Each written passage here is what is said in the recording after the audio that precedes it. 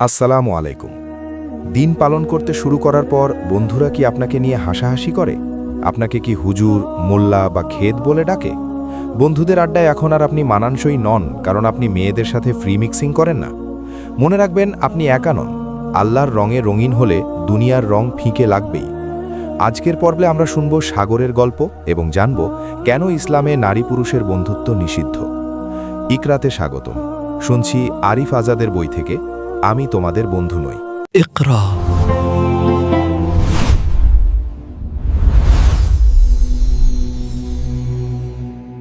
শিরোনাম, আমি তোমাদের বন্ধু নই।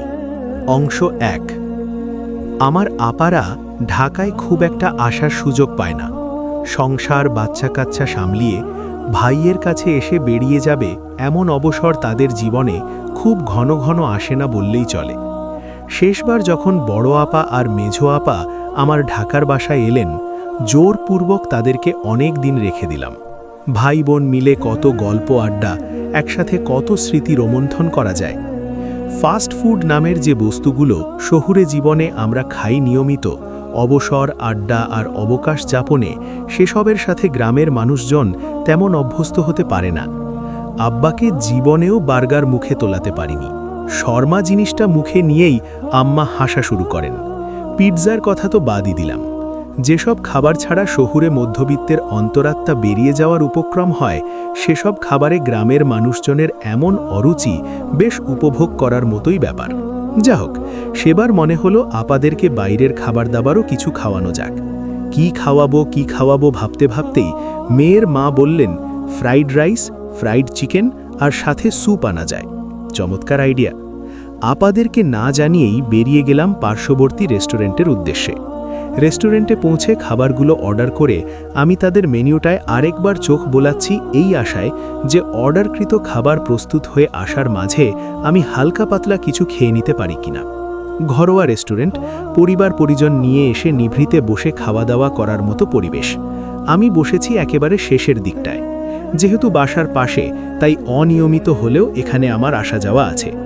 অন্যান্য দিনের তুলনায় সেদিন রেস্টুরেন্টে প্রচণ্ড আওয়াজ আর শোরগোলের উপস্থিতি। ঘটনা হলো, কলেজ অথবা সদ্য ইউনিভার্সিটিতে যাওয়া একদল ছেলে মেয়ে দল বেঁধে খেতে এসেছে রেস্টুরেন্টে। আমার টেবিলের 2 টেবিল সামনে 3 থেকে 4টে টেবিলকে লম্বালম্বি করে পেতে তাদেরকে বসতে দেওয়া হয়েছে। তারা খাচ্ছে এবং সাথে প্রচণ্ড হই হুল্লোড় করছে। নতুন নতুন কলেজ আর ইউনিভার্সিটিতে গেলে রক্তে যে জোশ আর শরীরে যে চাঙ্গা ভাবটা থাকে, এসব তারই সমষ্টি। সুতরাং অবাক হচ্ছিলাম না একটুও। আমি আমার মতো করেই সময় কাটাচ্ছিলাম। হঠাৎ এত শোরগোলের মাঝেও তাদের একটা কথা আমার কানে এসে আটকে গেল। মেয়েদের কেউ একজন জিজ্ঞেস করছে, আরে সাগর আসলো না কেন আজকে? ছেলেদের মধ্য থেকে উৎসাহী একজন বলল, আর বইল না, সাগর তো এখন আগাগোড়া হুজুর হয়ে গেছে, মেয়েদের সাথে কোনো প্রোগ্রামে যায় না। এরপর তাদের অনবরত হাহাহিহির মাঝে সাগর প্রসঙ্গে আর কি কথা হলো তা আমি বুঝতে পারিনি সেদিন। তবে এটুকু বুঝলাম, সাগর তাদের ক্লাসমেটদের কারো নাম, যে আগে তাদের সাথে বিন্দাস সময় কাটাতো, এভাবে ঘুরতে আর খেতে বের হতো। কিন্তু ইদানিং সে হুজুর অর্থাৎ দাড়ি টুপি পরা আর নিয়মিত সালাত আদায় করা শুরু করেছে। শুধু তাই নয়, ফ্রি মিক্সিং নামের অনইসলামিক কাজেও সে আর আগ্রহী নয়। ইসলামের বিধান মানতে গিয়ে এত দিনকার বন্ধুবান্ধবদেরও সে এড়িয়ে যাচ্ছে। তার কাছে ইসলাম আগে, তারপরে বন্ধুবান্ধব আর সার্কেল। সাগর আর মেয়ে বান্ধবীদের সাথে আউটিংয়ে বেরোয় না, বন, বাদার, পাহাড় আর সমুদ্র ছসে বেড়ায় না, নামি দামি রেস্টুরেন্টে খেতে গিয়ে হাহাহিহি করে রেস্টুরেন্ট মাথায় তোলে না, বান্ধবীদের বার্থডে সেলিব্রেট করে না। এসব দেখে তার ডিপার্টমেন্ট বান্ধবী এবং উদারমনা বন্ধুদের খুশি হওয়ার কথা নয়। সাগর যে চোখ দিয়ে দুনিয়া এবং নিজের জীবনকে দেখতে শুরু করেছে, সেই চোখ আর তার বন্ধুদের দুনিয়া দেখার চোখ সম্পূর্ণ আলাদা। অধিকাংশ ক্ষেত্রেই সাগর তাদের কাছে সংকীর্ণ মনা, অনুদার, রক্ষণশীল এবং ক্ষেত্রবিশেষে ক্ষেত। অংশ 2। জেনারেল ব্যাকগ্রাউন্ড অর্থাৎ স্কুল, কলেজ, ইউনিভার্সিটি থেকে যারা দিনে ফেরে এবং প্রাণপণে দিনকে নিজের জীবনে আঁকড়ে ধরতে চেষ্টা করে, তাদের কাছে সাগর চরিত্রটা অপরিচিত হওয়ার কথা নয়। লম্বা একটা সময়ে বন্ধু আর বান্ধবীদের সাথে উল্লাসে কেটে যাওয়ার পর যখন আল্লাহ সুবহানাহু ওয়া তাআলা হিদায়াত দেন, যখন আল্লাহর দ্বীনের নূর অন্তরে প্রবেশ করে, তখন ছেড়ে আসতে হয় অনেক পরিচিত মুখ, অনেক সুপরিচিত সার্কেল। এই কাজটা কিন্তু নেহাত সহজ নয়। শুধু তাই নয়, সপ্তাহান্তে বন্ধুরা মিলে নতুন রিলিজ হওয়া মুভি আর নাটক না দেখলে যার চলতো না, এখন সে ভুলেও আরও মুখ হয় না। গান আর মুভিতে যার মেমোরি আর হার্ড ডিস্ক ভরা ছিল একদা, সে সযত্নে এসব এড়িয়ে চলে। তার এসব পরিবর্তনে চারপাশের মানুষেরা বিরক্ত এবং নাখোশ হয়। খোদ তার পরিবার থেকেও আপত্তি আসে। ধর্ম মানা ভালো, তাই বলে কি এরকম গোঁড়া হয়ে যেতে হবে? গোঁড়া হয়ে যাওয়া। আমাদের সমাজে যারা অভিভাবক আছেন কিংবা অভিভাবক সাজতে চান, তারা খুব বলার চেষ্টা করেন এই কথাটা। যে ছেলেটা অনেক বেশি দেশপ্রেম দেখায়, সে গোঁড়া হয়ে যায় না। যে মেয়েটা অনেক বেশি আধুনিক আর অনেক বেশি খোলামেলা হতে চায়, সেও গোঁড়া নয়। যে ছেলেটা গান গায়, ড্রাম বাজায়, ড্রাগ নেয় এবং যেমন ইচ্ছে চলে, তার কোনো কাজই গোঁড়ামির অন্তর্ভুক্ত নয়। শুধু যে ছেলেটা আল্লাহ এবং তার রসুল সাল্লাল্লাহু আলাইহি ওয়াসাল্লামকে ভালোবেসে দ্বীনের বিধানগুলোকে পরিপূর্ণরূপে মানতে চায়, সমাজের চোখে সে হয়ে ওঠে গোঁড়া, বেয়াড়া, একরোখা এবং সংকীর্ণ মনা। অংশ ৩। অনেকে প্রশ্ন করতে পারেন, বান্ধবীদের সঙ্গে একসাথে রেস্টুরেন্টে খেতে এলে সাগরের ধর্ম পালনে কি এমন অসুবিধা হতো? হ্যাঁ, সাগর হয়তো আসতে পারত, খেতে পারত বন্ধু আর বান্ধবীদের সাথে, হই হুল্লোড় করে মাতিয়ে যেতে পারত সময়টাকে, তারপর বাসায় গিয়ে ঘুমিয়ে পড়ে ফজরে সালাতেও যোগ দিতে পারত। এই কাজে সাগরকে বাধা দেওয়ার কেউ ছিল না। কিন্তু সাগরের কাছে ইসলাম মানে শুধু নামাজ পড়া, সিয়াম রাখা আর তাসবিহ গুনা নয়। তার কাছে ইসলাম মানে পরিপূর্ণ একটা জীবন বিধান। সালাত, সিয়াম আর জিকির আজকার তো আছেই। সে কিভাবে হাঁটবে, কিভাবে বসবে, কিভাবে খাবে আর কিভাবে ঘুমোবে, এই সমস্তটাই সেই বিধানে উল্লেখ করা নিয়মানুযায়ী হবে। ইসলাম যেহেতু সে কিভাবে খাবে আর কিভাবে ঘুমোবে এটাও বাতলে দেয়, সে কার সাথে মিশবে আর কার সাথে মিশবে না, সেটা কি ইসলাম তাকে বাতলাবে না? আলবৎ বাতলায়। চেরি পিক নামে ইংরেজিতে সুন্দর একটা বাগধারা আছে। মানে হলো, একজনের কাছে যা ভালো লাগে তা নেওয়া আর যা ভালো লাগবে না তা বাদ দেওয়া। দুর্ভাগ্যজনক হলেও সত্য যে আমাদের অধিকাংশের কাছেই আজকাল ধর্মটা চেরি পিক করার মতোই একটা বিষয় হয়ে দাঁড়িয়েছে। আমাদের যা ভালো লাগছে তা মানছি আর যা ভালো লাগছে না তা বাদ দিচ্ছি। কিন্তু এ ধরনের চেরি পিকিং দিন পালনে সাগরেরা বিশ্বাসী নয়। তাদের কাছে ইসলাম মানে হলো আত্মসমর্পণ, পরিপূর্ণভাবে মহামহিম সত্তার কাছে নিজেকে সঁপে দেওয়া। সদ্য দিনে প্রবেশ করা সাগর বুঝেছে, বান্ধবীদের সাথে বসে খাওয়া, খোশ গল্পে মেতে ওঠা, আনন্দ উল্লাস আর হইচই করার মতো বিষয়গুলো ইসলাম অনুমোদিত নয়। ইসলামের একটা বাউন্ডারি আছে, যে বাউন্ডারি একজন পরনারীর পাশে বসতে, তার দিকে তাকাতে, অপ্রয়োজনে তার সাথে কথা বলতে, খোশ গল্পে মেতে উঠতে বাধা দেয়। ইসলাম বলে, মাহরাম নয় এমন কোনো নারীর সাথে আপনার হৃদ্যতা থাকতে পারবে না। তার সাথে চলন বলন, তার সাথে যাওয়া আসা, তার সাথে বসে খোশ মেজাজে কথা বলা, এসবের কোনোটাই ইসলাম সমর্থন করে না। মাহরাম নয় এমন পুরুষের সাথে আপনার মাখামাখি সম্পর্ক হতে পারে না। তার সাথে কথা বলা, বসে আড্ডা দেওয়া, রেস্টুরেন্টে খেতে আর বাইরে ঘুরতে যাওয়া তো দূর, তাকে সালাম দিতে পর্যন্ত ইসলাম অনুৎসাহিত করে। এর কারণ, নারীর মোলায়েম কণ্ঠস্বর অপর প্রান্তের পুরুষের মনে ভালো লাগা তৈরি করে দিতে পারে, যার পরবর্তী ফলাফল গড়াতে পারে অনেক দূর। অংশ ৪। কিন্তু কেন ইসলামের এই কড়াকড়ি বিধিনিষেধ, তাই তো? অনলাইনে হইচই ফেলে দেওয়া খুব সাম্প্রতিক একটা ঘটনার দিকে তাকালেই আমরা সহজে উত্তরটা পেয়ে যাব। কয়েকটা মেয়ে সম্প্রতি তাদের কয়েকটা ছেলে বন্ধুর সাথে ঘুরতে যায় কক্সবাজার। শুধু বন্ধু আর বান্ধবী, সাথে যায়নি মেয়েদের কোনো অভিভাবক। ঘুরতে যাওয়া সেই মেয়েদের একজন ফেসবুকে লিখেছে, সাথে যাওয়া তার এক বন্ধু, যাকে সে অনেক বছর ধরে চেনে, বিশ্বাস করে এবং যার কাছে সবচেয়ে বেশি নিরাপদ বোধ করে নিজেকে, সেই কাছের বিশ্বস্ত আর নিরাপদ বন্ধুটার দ্বারা সে ফিরতি পথে যৌন হয়রানির শিকার হয়। এবং এই ঘটনা মেয়েটাকে ঘুমোতে দিচ্ছে না। মেয়েটা বিশ্বাসই করতে পারছে না তার এতদিনকার পরিচিত বন্ধুটা, যার মাঝে সে কোনোদিন কোনো বদমাইশি দেখেনি, যার মাঝে কোনো খারাপ চিন্তা বা খারাপ কাজের লক্ষণ দেখেনি, যে ছিল কেবল বন্ধু এবং ভাই অনটা, সে কিভাবে মুহূর্তের ব্যবধানে হালকা সুযোগের আশকারাতে এমনভাবে বদলে গেল। আসলে এসব ঘটনা তো প্রতিদিন ঘটে না, কদাচিৎ ঘটে, আর যখন ঘটে তখন গভীর ক্ষত তৈরি করে দিয়ে যায়। এই ঘটনায় অনলাইন পাড়া দুভাগে বিভক্ত। কারো মতে মেয়েটাই বেয়াড়া আর বেশরম, এতগুলো ছেলে বন্ধুর সাথে কিভাবে সে অভিভাবকহীন ঘুরতে গেল। অন্যদের মতে বদমাশ আসলে ছেলেটাই, একটা মেয়ে তাকে এতটুকু বিশ্বাস করেছে আর সে কিনা সেই বিশ্বাসকে এভাবে ধুলোয় লুটিয়ে দিল। কিন্তু শুরু থেকে ছেলেটা যদি সাগর হয়ে উঠতে পারত, যে কোনো মেয়ে বান্ধবীর সাথে মেশে না, মেয়ে বান্ধবী থাকলে ওই আড্ডায় যোগ দেয় না, অদরকার আর অপ্রয়োজনে মেয়ে বান্ধবীর সাথে কথা বলে না, টেক্সট করে না, তাহলে কি আজ এমন ঘটনা ঘটার সুযোগ তৈরি হতো? অথবা মেয়েটা যদি তার কোনো ছেলে বন্ধু না থাকত, যদি সে পর্দার বিধান মেনে চলত, অভিভাবক ব্যতীত দূরের কোনো যাত্রায় যদি সে না যেত, তার হাত ধরা, পাশে পাশে হাঁটা, খোঁজ দিলে গল্প আড্ডা করা তো দূরের ব্যাপার, তার আশেপাশে কোনো পুরুষের উপস্থিতি টের পেলেই সে যদি অস্বস্তি বোধ করত, আজকে তাহলে এমন ঘটনার ভেতর দিয়ে তাকে যেতে হতো না। মানুষেরা পক্ষপাত করে, হয় মেয়েদের খোলামেলা চলতে বলে তারা ছেলেদের সংযত হয়ে চলার আদেশ দেয়, নতুবা মেয়েদের সংযত হয়ে চলতে বলে ছেলেদের সুযোগ করে দেয় বিন্দাস জীবন কাটানোর। কিন্তু ইসলাম কোনো ধরনের পক্ষপাত করে না। রোগের ওষুধ বাতলিয়েই ইসলাম ক্ষান্ত হয়নি, দিয়ে রেখেছে তার প্রতিষেধকও। সেই প্রতিষেধক হলো একটা দেওয়াল, যার এক পাশে থাকবে পুরুষ আর অন্য পাশে নারী। মাহারাম নয় এমন কোনো পুরুষেরা নিতান্ত দরকার ব্যতীত যেতে পারবে না কোনো নারীর পাশে, আর কোনো নারীও পাবে না পুরুষের কাছে যাওয়ার কোনো সুযোগ। যখনই মানুষেরা এই দেওয়াল টপকে ফেলে, যখন ভেঙে দেয় তাদের মধ্যকার বিভাজনের প্রাচীর, তখনই অপ্রীতিকর ঘটনাবলী ঘটতে থাকে। সৃষ্টির শুরু থেকে আজ অবধি দুনিয়া জুড়ে অশ্লীলতা, বেহায়াপনা আর অবাধ যৌনতার একটাই কারণ, সেই সীমানা প্রাচীরটাকে ভেঙে ফেলা। নারী আর পুরুষের মধ্যে বন্ধুত্ব, ভাই বোনের পাতানো সম্পর্ক, এসব নিছক ভাঁওতাবাজি ছাড়া আর কিচ্ছু নয়।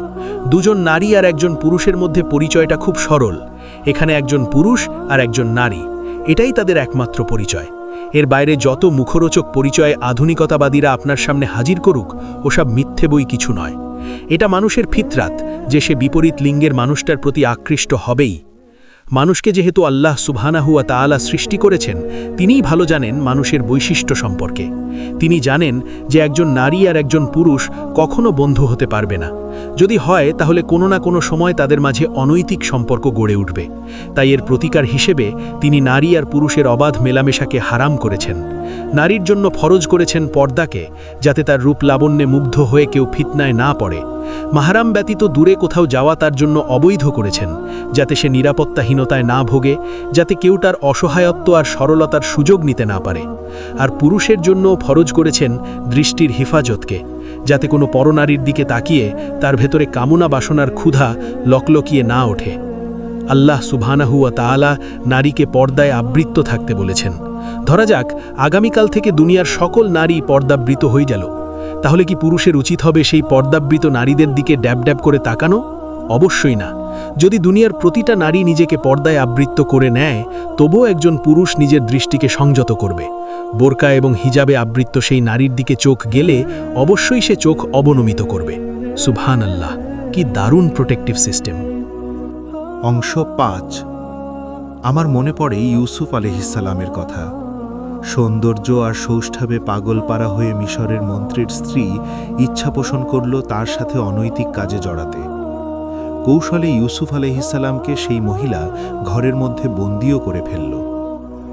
আল্লাহ সুবহানাহু ওয়া তাআলার সম্মানিত একজন নবী ইউসুফ আলাইহিসসালাম, মর্যাদায় যার স্থান পুরো মানবজাতির ওপরে, এমন সম্মানিত একজন নবীও নারীর ফিতনা থেকে নিজেকে নিরাপদ মনে করেননি।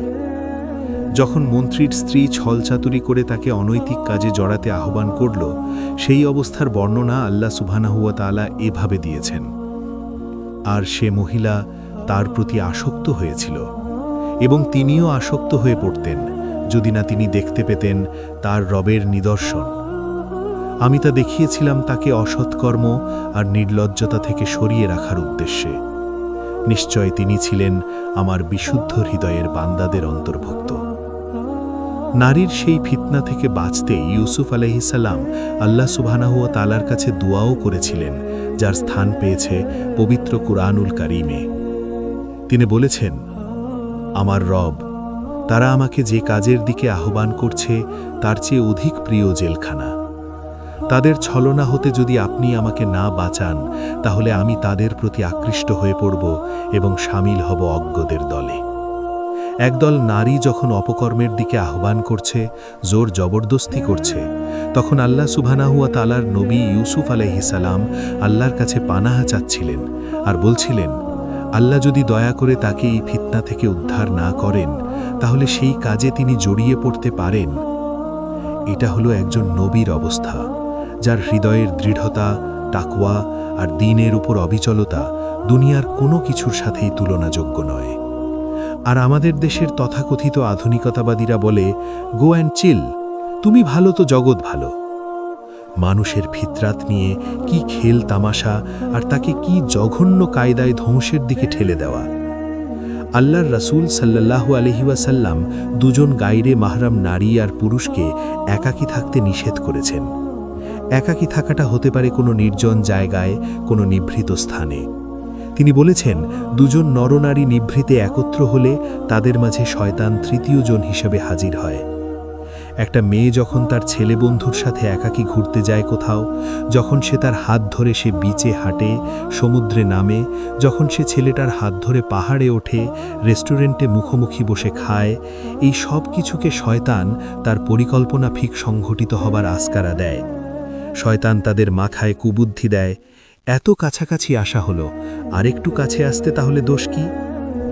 আল্লাহ সুবহানাহু ওয়া তাআলার তৈরি করে দেওয়া সেই সীমানা প্রাচীরে ক্ষত সৃষ্টি হয়েছিল যেদিন প্রথম তারা একসাথে হয়। আর যেদিন সমস্ত নৈতিকতা আর নীতিবাক্যকে বুড়ো আঙুল দেখিয়ে তারা জড়িয়ে পড়ে অনৈতিক এক সম্পর্কে, সেদিন চূড়ান্ত রূপে ভেঙে পড়ে সেই সীমানা প্রাচীর।